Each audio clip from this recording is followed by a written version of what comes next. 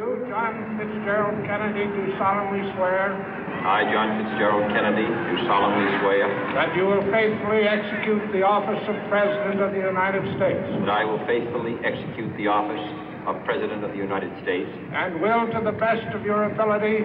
And will, to the best of my ability. Preserve, protect, and defend the Constitution of the United States. Preserve, protect, and defend the Constitution of the United States. So help you God. So help me God.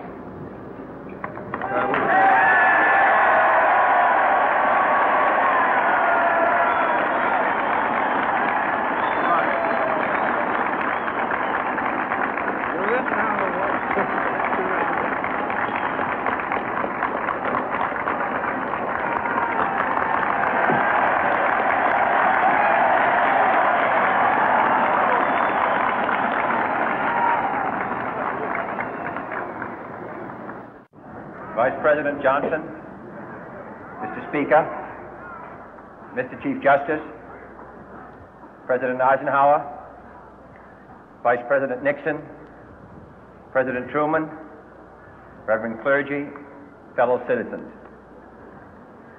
We observe today not a victory of party, but a celebration of freedom, symbolizing an end as well as a beginning, signifying renewal as well as change.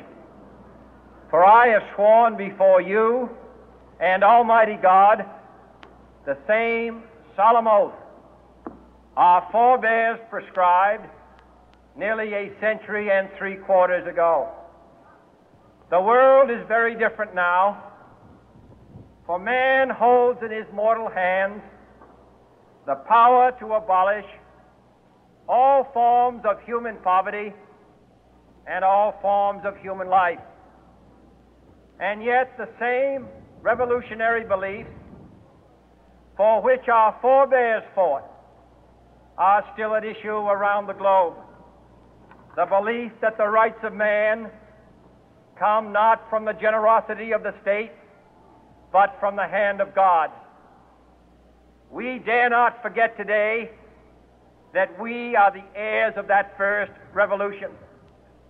Let the word go forth from this time and place to friend and foe alike that the torch has been passed to a new generation of Americans born in this century, tempered by war, disciplined by a hard and bitter peace, proud of our ancient heritage, and unwilling to witness or permit the slow undoing of those human rights to which this nation has always been committed and to which we are committed today at home and around the world.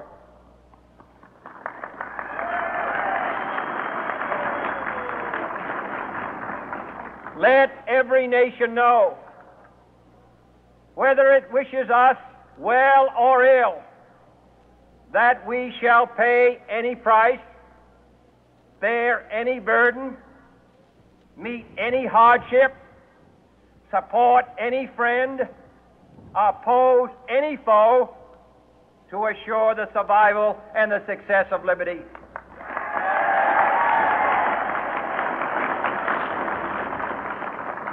This much we pledge and more.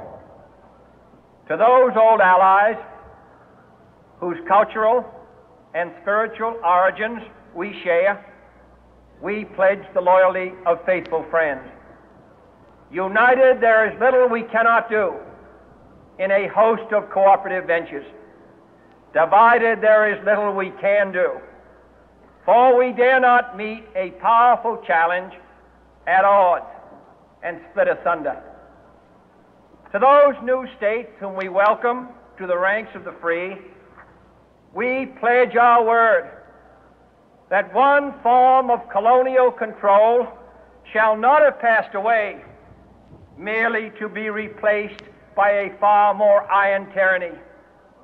We shall not always expect to find them supporting our view, but we shall always hope to find them strongly supporting their own freedom, and to remember that in the past, those who foolishly sought power by riding the back of the tiger ended up inside.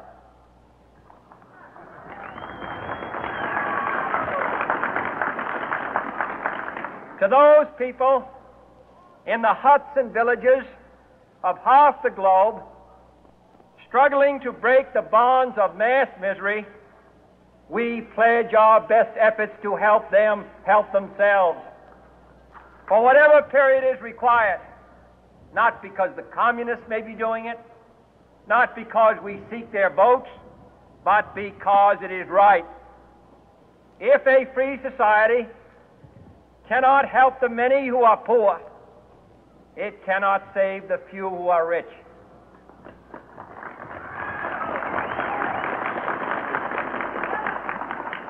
To our sister republics south of our border, we offer a special pledge to convert our good words into good deeds, in a new alliance for progress, to assist free men and free governments in casting off the chains of poverty. But this peaceful revolution of hope cannot become the prey of hostile powers. Let all our neighbors know that we shall join with them to oppose aggression or subversion anywhere in the Americas. And let every other power know that this hemisphere intends to remain the master of its own house.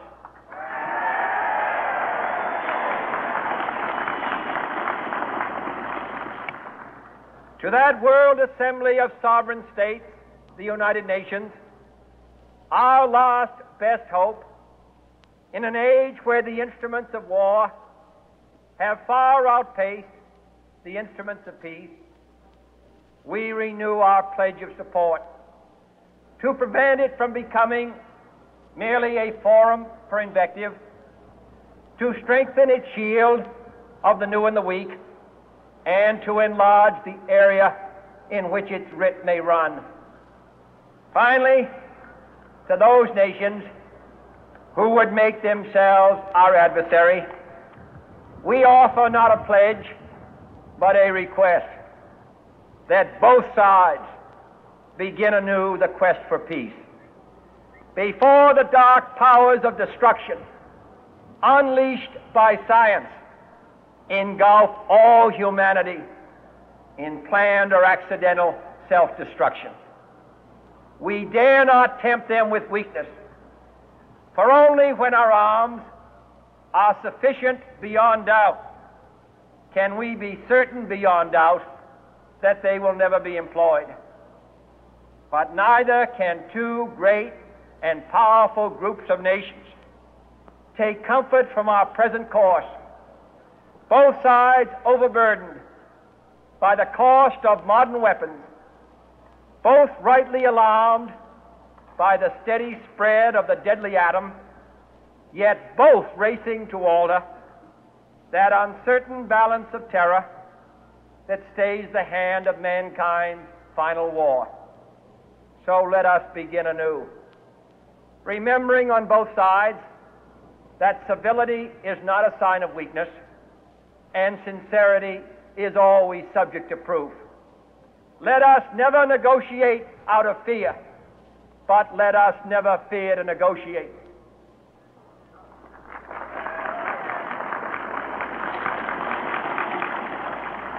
Let both sides explore what problems unite us, instead of belaboring those problems which divide us.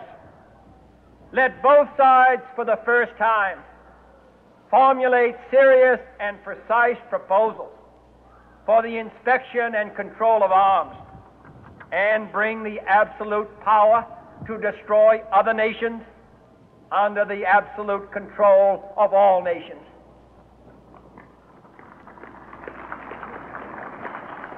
Let both sides seek to invoke the wonders of science instead of its terrors.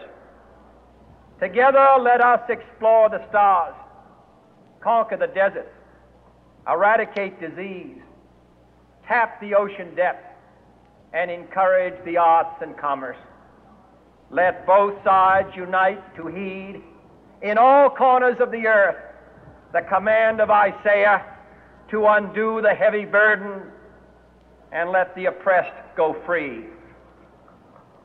And if a beachhead of cooperation may push back the jungle of suspicion, let both sides join in creating a new endeavor, not a new balance of power, but a new world of law, where the strong are just and the weak secure and the peace preserved. All this will not be finished in the first 100 days, nor will it be finished in the first 1,000 days, nor in the life of this administration, nor even perhaps in our lifetime on this planet. But let us begin.